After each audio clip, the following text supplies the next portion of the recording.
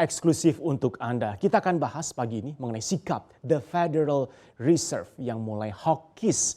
Dan saya sudah tersambung langsung bersama dengan Direktur Utama PT Trimegah Asset Management, Anthony Dirga. Pak Anthony, selamat pagi untuk Anda. Happy Friday, Pak Anthony. Happy Friday, Mas Erwin. Baik, apa kabar? The Federal Reserve mengatakan ekonomi Amerika Serikat maksudnya sudah lebih kuat, bahkan inflasi yang tinggi sekalipun kemarin dianggap hanya sesaat dan mereka sudah mulai menaikkan ini batas level inflasi untuk berikutnya. Apa yang Anda lihat menerjemahkan kalimat ekonomi Amerika Serikat sudah kuat di mata The Fed ini, Pak Anthony? Ya, saya lihat memang The Fed ini sekarang berdasarkan data ya, Erwin. Jadi it's good. Jadi itu adalah salah satu effort mereka untuk staying ahead of the curve. Jadi jangan tinggalan istilahnya ya. So it's good for their economy dan mestinya sih dampaknya lebih tertata ya untuk kita-kita yang di luar Amerika. Baik, nah Anda lihat level inflasi terakhir seperti apa Pak sampai ke 5% kemarin juga ini jauh di atas ekspektasi bahkan ekonom dan juga analis, tapi ternyata juga tidak diindahkan oleh pasar karena semuanya sepertinya agreed kalau ini hanya bersifat sementara saja inflasi yang melesat tinggi ini. Betul, sepertinya menurut perkiraan kami memang inflasi angka tersebut ya itu hanya bersifat transitory ya, sementara. Karena kita tahu bahwa ada low base effect tahun lalu terutama karena pandemi COVID dan juga memang ada peningkatan ekonomi. Tapi The Fed pun juga meskipun mereka menaikkan target inflasi mereka ke 3,4% akhir tahun ini, sebelumnya 2,4% ya. Tapi toh kita tahu di tahun 2022 mereka tetap mematok target di 2,1%. Jadi mereka pun masih mengambil sikap bahwa itu sifatnya transitory. Kita sudah masuk ke bulan Juni 2021, 2023 rencananya nanti akan segera dilakukan penyesuaian suku bunga acuan utama Fed Fund Rate bahkan sampai ke 2 kali dengan narasi 2023 dan ini dipercepat Pak Anthony. Apa yang Indonesia bisa persiapkan dan menurut Anda konsekuensi akan seperti apa dengan 2023 semakin menjelang ini? Pertanyaan yang bagus ya, Mas Erwin. Kita semua bertanya-tanya ya. Kami sih percaya di Trimegah jika terjadi memang dalam jangka pendek market akan mengalami knee-jerk reaction ya, mungkin cenderung negatif dari pemerintahan tersebut. Akan tetapi bottom line-nya sih kami percaya bahwa The Fed itu tidak akan agresif dalam melakukan tapering this time around pada saat ini. Nah kalau kita amati ya sampai sekarang The Fed sebetulnya memang belum memberikan timeline yang pasti hikingnya akan mulai dilakukan kapan. Dari FOMC meeting kemarin sih kita hanya melihat bahwa The Fed meningkatkan proyeksi inflasinya seperti dan juga GDP-nya ya, serta juga ada rilis dot plot-nya yang kita semua amati. Memang menunjukkan anggota FOMC mulai memproyeksikan 2 kali ya pada akhir tahun 2023 untuk kenaikan suku bunga. Tapi kita juga kan Powell juga mengatakan bahwa dot plot tersebut dibuat berdasarkan proyeksi atau outlook yang masih bisa bergerak. Kuncinya adalah masih bisa bergerak. Sedangkan The Fed masih akan fokus terhadap real data dalam menentukan kebijakan moneternya. Kalau dari hal ini sih kami melihat tapering yang agresif masih belum akan dilakukan karena pasti berdasarkan data, nunggu rilis data ekonomi yang lebih lanjut. Apabila kajian job market yang US yang sekarang belum benar-benar pulih secara merata itu menjadi improvement, karena kami melihat full unemployment-nya dengan pace penyerapan tenaga kerja saat ini sih masih diperkirakan butuh 12-16 bulan lagi ya Erwin. Iya. Jadi inflasinya juga transitory. Kita harus ingat memang inflasi memang merupakan salah satu objektif The Fed dalam mengontrol inflasi di Amerika. Very interesting point Pak Anthony Anda sampaikan tadi. Kalaupun nanti ada penyesuaian lagi, The Fed kali ini tidak akan agresif atau mungkin seagresif sebelumnya. Ini juga dibahas kemarin di CNBC International di Squawk Box Amerika Serikat bahwa di bawah kepemimpinan Powell memang hawkish pun akan the softer version of hawkish. Do you agree with that? Iya betul.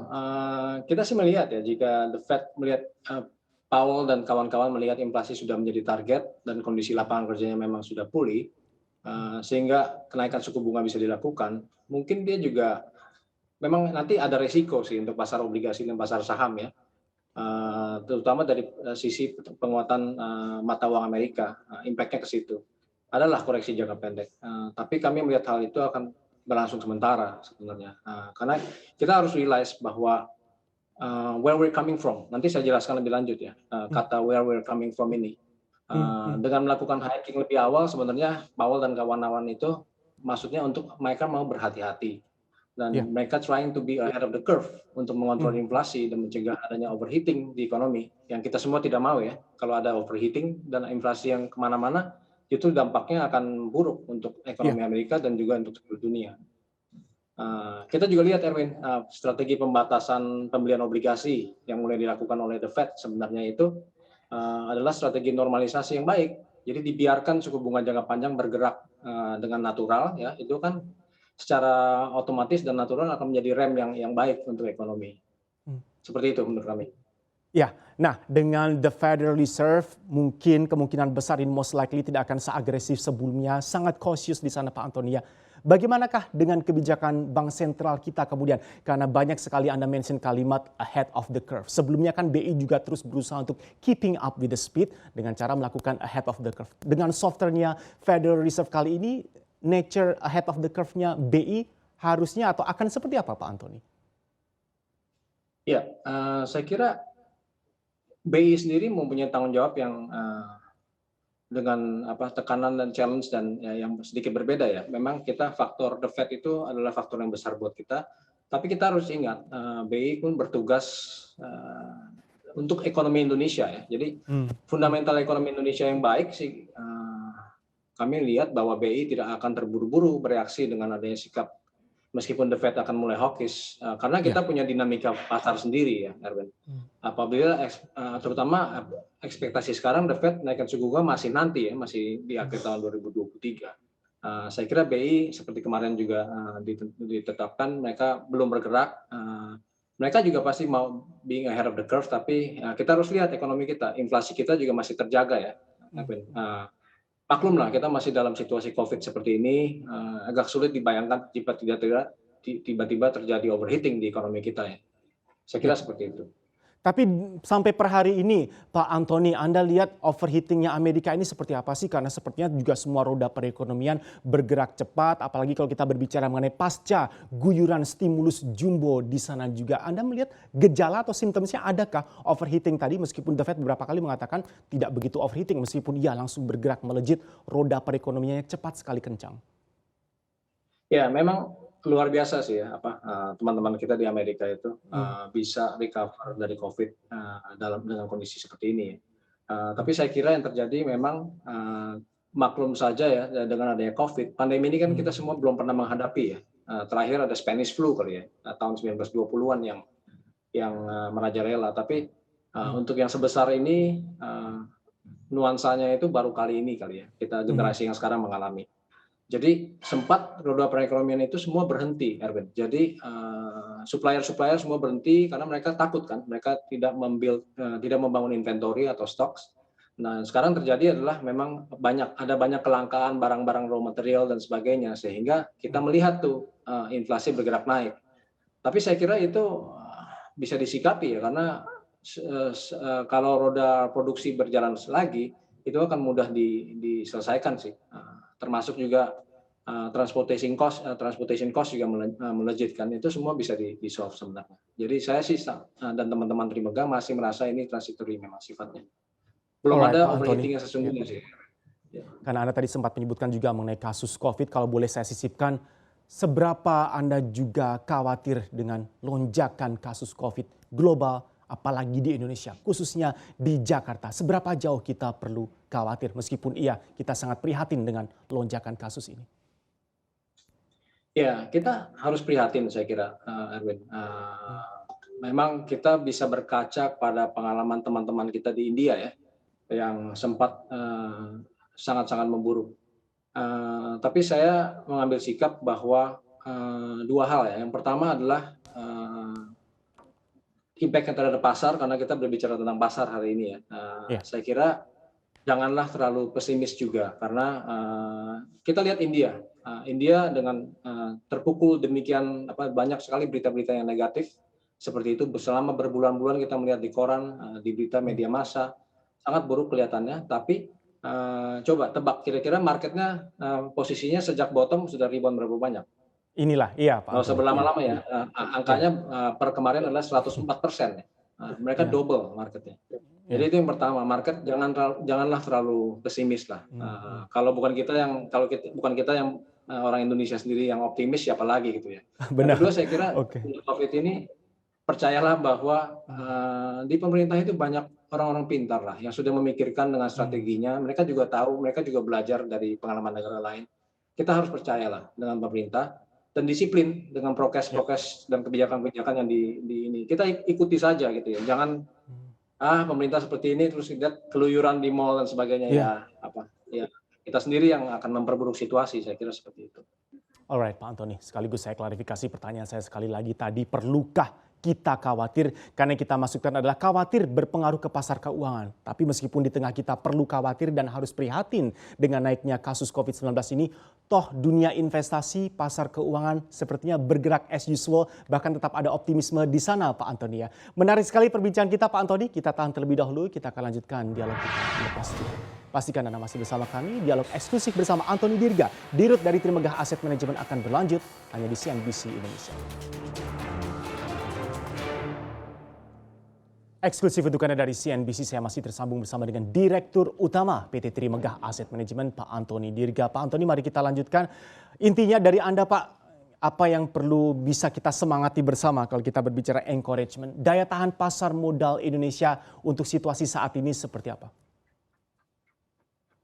Ya, saya kira daya tahan pasar modal kita melihat di tengah pemulihan ekonomi cukup positif ya. Dengan bertumbuhnya GDP growth, kita tentu saja akan mengakibatkan profit dari perusahaan TBK juga akan mengalami pertumbuhan. Yang mana pada akhirnya tentu saja akan menimbulkan kenaikan harga saham sesuai dengan fundamental perusahaan tersebut. Saya sih mengerti jika teman-teman di pasar modal cenderung khawatir ya, apalagi ada cerita taper tantrum ya tahun Ya. 2013 gitu ya. Itu kalau saya lihat tadi saya sebutkan bahwa we need to see where we're coming from gitu. Intinya sih kita sudah jangan terlalu membanding-bandingkan dengan 2013 karena di 2013 kalau teman-teman ingat emerging market secara keseluruhan sudah naik 150% sejak bottom di 2008 krisis. Lalu IISG kita ya waktu itu naik 380% sejak bottom Ya. 2008 ke 2013 di peak. Nah, menurut research IMF, salah satu lagi adalah selama periode 2009 hingga 2012, emerging market itu mendapatkan hampir setengah dari global flows, di mana inflow-nya terkonsentrasi pada 8-10 market yang besar. Tidak terkecuali juga Indonesia ya. Nah, situasi itu sangat berbeda dengan sekarang 2021. Kita lihat bahwa inflow ke emerging market sangat mix, kadang negatif malah. Kita tahu zaman Presiden Trump were not at favors ya emerging market. Jadi kita bukan lagi menjadi sasaran yang empuk lah untuk penarikan outflow besar-besaran seperti dulu. Jadi market kita juga jauh lebih retail investor jauh lebih dominan sekarang. Saya kira Ya. kita cukup kuat lah untuk Ya, menahan sounds very make sense goncangan. Pak Antoni. Saatnya kita berhenti membandingkan dengan 2013. Akankah taper tantrum waktu itu bisa berulang lagi? Oke Pak Antoni, kita beralih ke topik berikutnya. Ini kita akan tanyakan Anda mewakili para manajer investasi di Indonesia. Seperti apa sih Pak peluang kita untuk bisa rebalancing portfolio? Adanya saham-saham big cap baru ini tadi kita bahas mengenai saham baru di top 10 market cap BI. BEI maksud saya. Maaf. Ya, saya kira kami memang melihat ada peluang besar ya untuk rebalancing untuk perusahaan-perusahaan digital masuk dalam top 10 market cap BI. Kita kalau melihat berkaca pada bursa saham di US, kita bisa lihat dengan jelas bahwa saham-saham teknologi itu merupakan pilihan investasi terbaik sejak krisis global di tahun 2008 ya. Kita lihatlah Amazon dan kawan-kawan. Bahkan hal ini tidak terjadi di US saja, tapi juga di seluruh dunia. Kami sekarang juga melihat pola yang sama ada di Indonesia, di mana saham-saham berbasis teknologi mulai bermunculan. Kami percaya dengan kecepatan pertumbuhan mereka seharusnya sektor teknologi di Indonesia bisa menjadi investasi yang baik ya dalam tahun-tahun yang akan datang. Tentunya perusahaan digital yang kami lihat adalah perusahaan yang dengan outlook yang baik, dengan support group yang baik juga, dan valuasi yang masih menarik dibandingkan dengan regional. Memang kita secara domestik mungkin tidak punya banyak pengalaman ya melihat valuasi perusahaan-perusahaan teknologi. Di sisi lain yang penting juga kami melihat ekosistem. Jadi perusahaan teknologi dengan ekosistem yang baik akan memiliki potensi yang lebih baik ke depannya. Karena dengan dukungan ekosistem yang baik dan sehat, akan menjadikan perusahaan tersebut lebih menarik dalam jangka panjang. Hmm. Ya. Terkait rebalancing sendiri, kami sih di Trimaga Aset selalu bergerak secara dinamis ya, Erwin, dalam menghadapi dinamika market. Kita selalu mencari peluang untuk melakukan rebalancing dalam maksimalkan return untuk para investor kita. Tapi kita juga mengevaluasi suatu saham berdasarkan fundamental dan outlook-nya. Jadi jika kita melihat suatu saham memiliki market cap besar, tapi kita melihat bahwa outlook-nya kurang baik, maka kita tidak akan sungkan-sungkan untuk tidak membeli saham tersebut ya. Itu dari kami sih. Baik. Nah, Pak Antoni, menarik terkait dengan evaluasi saham-saham yang ada secara umum saja nih Pak, tanpa kita menyebutkan sahamnya. Dari pandangan Trimegah Asset Management sendiri seperti apa sih Pak Anda mengevaluasi yang masuk ke dalam jajaran top 10 ini? Karena kalau kita lihat bersama ini market cap-nya memang besar, harganya juga mengalami kenaikan, tetapi ada beberapa yang asetnya masih bisa dikatakan mini, kemudian kinerjanya bahkan ada yang merugi di sana Pak Antoni. Harganya tapi naik, kalau saya boleh gunakan istilah ini, gila-gilaan. Ya, saya kira memang sulit ya kalau kita melihat seperti itu. Aset masih mini, kinerja ada yang rugi, betul. Harganya sudah naik gila-gilaan. Baik lagi dalam melihat suatu saham, kita di Trimaga Aset sih approach kita lebih GARP ya, Growth at Reasonable Price. Saya kira itu approach yang baik untuk digunakan untuk perusahaan teknologi. Kita bukan saja mengutamakan valuasi sekarang, metode tradisional, tapi juga melihat ke depannya seperti apa. Jadi ya memang harga sudah naik gila-gilaan karena mungkin saya percaya market itu cukup efisien ya, Erwin. Jadi dalam hal ini market yang naik itu menggambarkan bahwa banyak peserta pasar atau para investor yang memang melihat ke depan. Mungkin mereka melihat ke depannya jauh sekali ya, tapi mungkin juga di dalam dunia teknologi segala sesuatu bergerak dengan cepat, Erwin.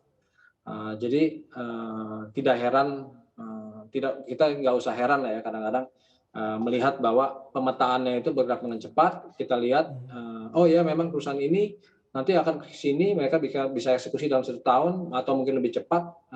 Mereka bisa mendapatkan customer base yang banyak karena ekosistemnya sudah baik. Memang sekarang belum bergerak, belum ada profit mungkin, tapi ya bisa dibayangkan execution risk-nya seperti apa ya, ditimbang-timbang saja, Erwin. Kalau kita merasa execution risk-nya itu tinggi dan manajemennya mungkin kurang mumpuni, kita anggap ya jangan dibeli sahamnya, gitu kan. Jadi memang harus dilakukan analisa sih, Erwin. Harus ketemu dengan manajemennya, harus mengerti strategi mereka. Disinilah balik lagi ketika berinvestasi pada saham, kita harus mengerti perusahaan yang kita beli atau berinvestasi. Selalu seperti itu kunci utamanya Pak Antoni ya. Kita beralih ke topik berikutnya. Apa kabar LQ45?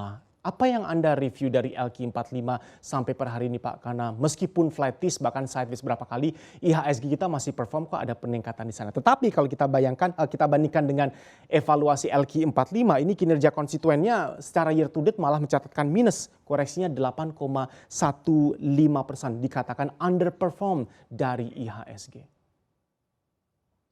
Ya, kami sih selalu bergerak dinamis ya dalam menghadapi dinamika market. Kita selalu mencari peluang untuk melakukan rebalancing kan memang tadi saya sebutkan.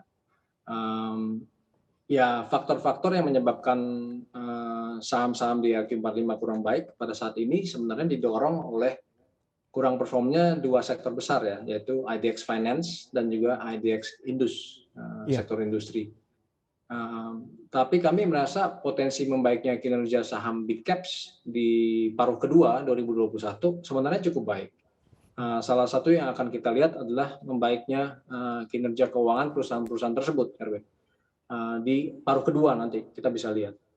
Dibantu oleh 2 faktor, yaitu perbaikan ekonomi yang memang sudah terjadi ya, we're seeing it, secara bertahap memang, dan juga ada faktor low base effect ini di tahun paruh kedua 2020 itu kita sangat terhit ekonominya kan.